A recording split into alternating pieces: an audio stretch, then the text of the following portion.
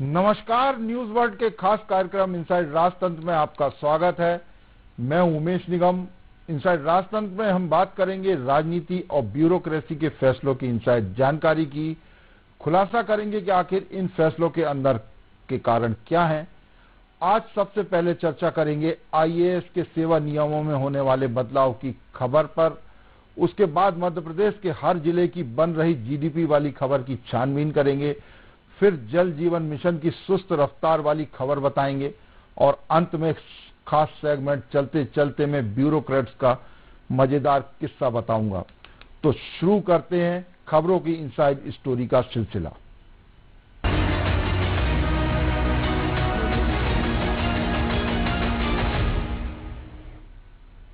केंद्र सरकार आईएएस के सेवा नियमों में बदलाव करने जा रही है।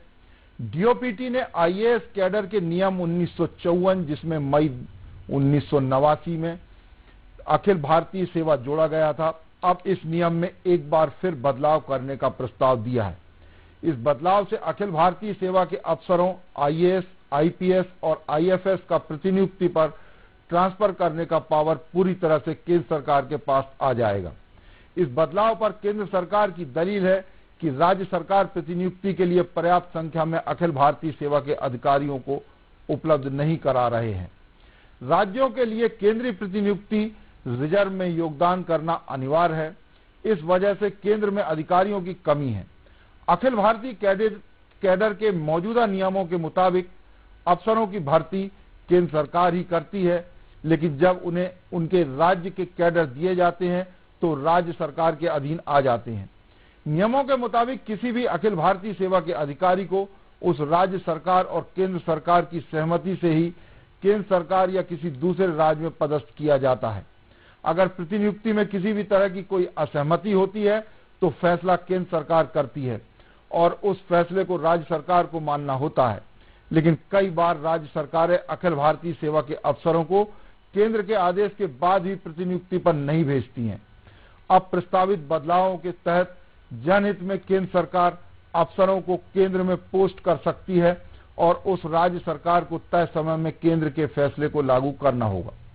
इसमें यह भी प्रस्ताव है कि अगर समय रहते राज्य सरकार केंद्र के फैसले को लागू नहीं करती है और अखिल भारतीय सेवा के अधिकारी को मुक्त नहीं करती है तो केंद्र की ओर से तय तारीख से अधिकारी को कैडर से मुक्त माना जाएगा।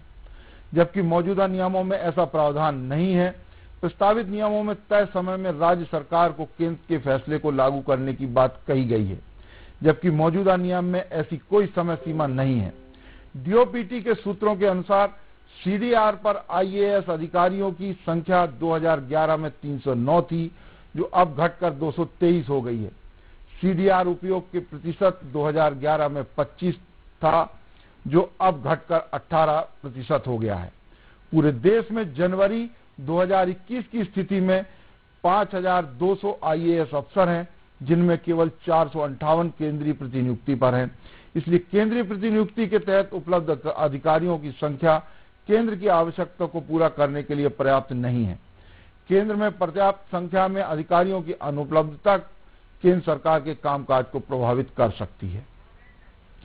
इसी विषय पर विस्तार से चर्चा करने के लिए हमारे साथ मौजूद हैं वरिष्ठ पत्रकार रंजन श्रीवास्तव। रंजन श्रीवास्तव जी, आपका इनसाइड राजतंत्र में स्वागत है। रंजन जी, आपको हमारी आवाज मिल रही है? जी बिल्कुल। रंजन जी, केंद्र सरकार अखिल भारतीय जो सेवा है उसके नियमों में बदलाव करने जा रही है। डेपुटेशन पर नहीं भेजने पर कैडर से ही मुक्त करने की इसमें बात की गई है। इस सबको आप किस तरह से देखते हैं, ये जो बदलाव प्रस्तावित है? इसको लेकर काफी जो राज्य हैं उनमें काफी खलबली मची हुई है। जी। उसमें कारण ये है कि जहां सेंट्रल गवर्नमेंट इस बात को बोल रही है जी कि उनके पास जो पर्याप्त संख्या चाहिए जी आईएएस ऑफिसर की डेपुटेशन पे जी वह नहीं मिल रहा है जी। लेकिन ये भी फैक्ट है कि जो राज्य हैं जी उनके पास ही अगर देखा जाए तो जो पोस्ट है, जो काम है, उसके हिसाब से पर्याप्त संख्या में आईएएस ऑफिसर मौजूद नहीं है। जी। तो देखा जाए तो दोनों जगह प्रॉब्लम है। जी हाँ। अल्टीमेटली जो एग्जाम होता है वो ऑल इंडिया लेवल में होता है, जी हाँ। जो सरकार जो नौकरी होगी ऑल इंडिया सर्विस मानी जाती है, जी अल्टीमेटली कैंडिडेट पे अलॉट होता है।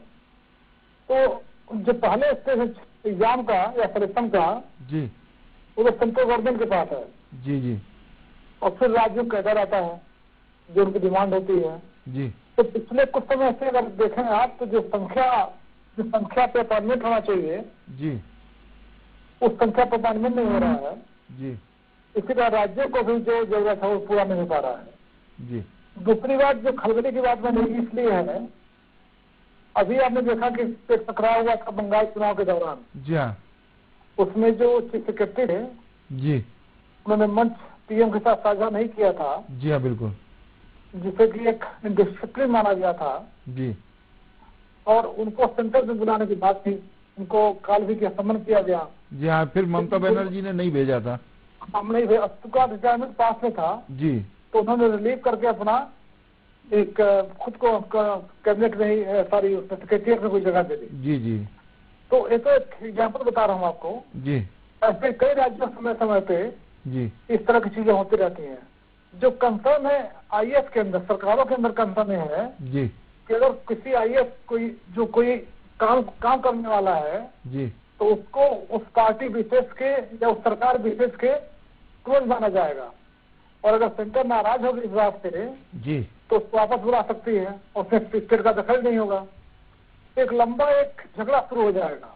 जो फेडरल स्ट्रक्चर है सरकार का, तो अपनी जगह पे है जी अपने देश का, उस पर बात तो हो ही रही है, लेकिन इस पर भी एक लंबी बात चालू हो जाएगी और एक लंबा टकराव हमको लगता है आने को देखने को मिलेगा। तो रंजन जी, आपने भी फेडरल स्ट्रक्चर की बात करी, तो इससे ऐसा नहीं लगता कि फेडरल स्ट्रक्चर कहीं ना कहीं प्रभावित होगा? क्योंकि कई बार पहले भी ऐसे मौके आए हैं जब राज्यों ने, आपने भी उल्लेख किया इसका, कि केंद्र ने जो निर्देश दिए उसका राज्यों ने पालन नहीं किया जी।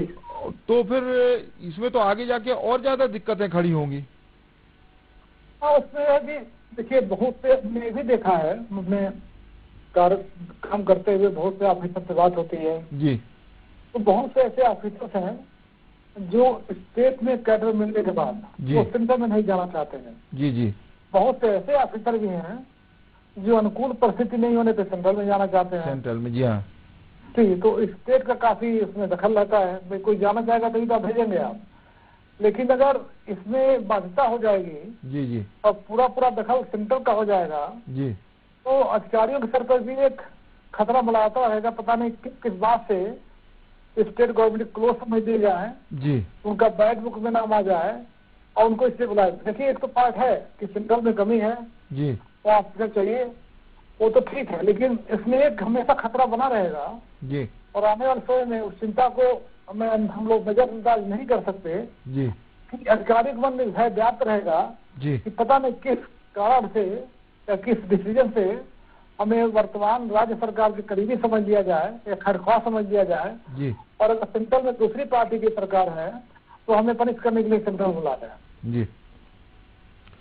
रंजन जी, ये जो नियमों में बदलाव की बात हो रही है अखिल भारतीय सेवा के, तो इसको देखते हुए तो ये लगता है कि जो आईपीएस, आईएफएस और आईएएस अफसर हैं, इन पे केंद्र सरकार का नियंत्रण ज्यादा बढ़ जाएगा। केंद्र सरकार के दबाव में ये ज्यादा रहेंगे, क्योंकि वो कभी भी बुला सकते हैं। नई आदेश का पालन नहीं करने पर कैडर से मुक्ति की बात भी की गई है जी। तो लगता है आपको कि नियंत्रण ज्यादा बढ़ेगा केंद्र का इसमें?